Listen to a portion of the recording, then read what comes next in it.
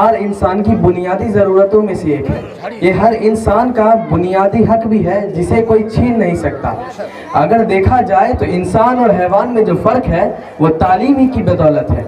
تعلیم ہی کسی قوم کی ترقی یا زوال کا سبب بنتی ہے۔ تعلیم کا مطلب صرف اسکول، کالج یا یونیورسٹی سے ڈگری حاصل کر لینا نہیں ہے، بلکہ اس کے ساتھ ساتھ تمیز و تہذیب بھی سیکھنا بہت ضروری ہے۔ تعلیم ہی وہ زیور ہے جو انسان کا کردار سنوار دیتی ہے۔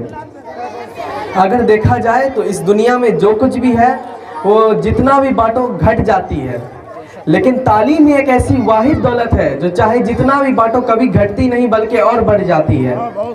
ہر قوم نے تعلیم کو رواں رکھا۔ مذہب اسلام نے تو تعلیم کے حصول کو فرض قرار دے دیا۔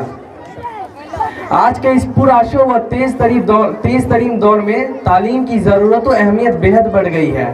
آج کا دور کمپیوٹر، ایٹمی ترقی، سائنس، وکالت، صنعتی ترقی، ٹیکنیکل انجینئرنگ، وکالت، ڈاکٹری اور مزید مختلف جدید علوم و فنون کا ہے۔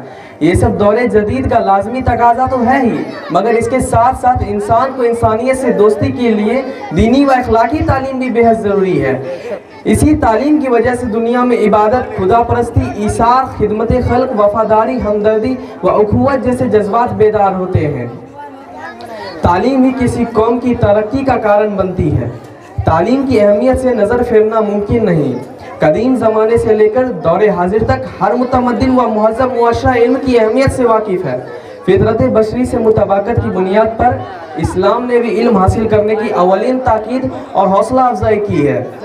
جو لوگ معاشرے میں جا کر علم حاصل کرتے ہیں ان کا اپنے گھر میں اور گھر سے باہر ایک الگ ہی مقام ہوتا ہے۔ ایک نوجوان چھوٹے بچے کی بھی عزت و قدر بزرگ لوگ صرف تعلیم ہی کی بدولت کرنے لگتے ہیں۔ اسی لیے میرے پیارے ساتھیوں، ہمیں چاہیے کہ ہم لوگ ہر ممکن جد و جہد کے ساتھ تعلیم حاصل کرنے کی پوری کوشش کریں۔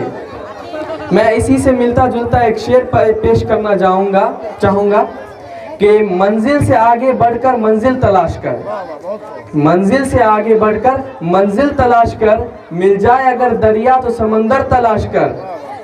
ہر شیشہ ٹوٹ جاتا ہے پتھر کی چوٹ سے، ہر شیشہ ٹوٹ جاتا ہے پتھر کی چوٹ سے، پتھر ہی ٹوٹ جائے وہ شیشہ تلاش کر۔ کے ساتھ اپنی اس موٹیویشنل سپیچ کو ختم کرنا چاہوں گا۔ وما علینا الا البلاغ۔ السلام علیکم ورحمۃ اللہ وبرکاتہ۔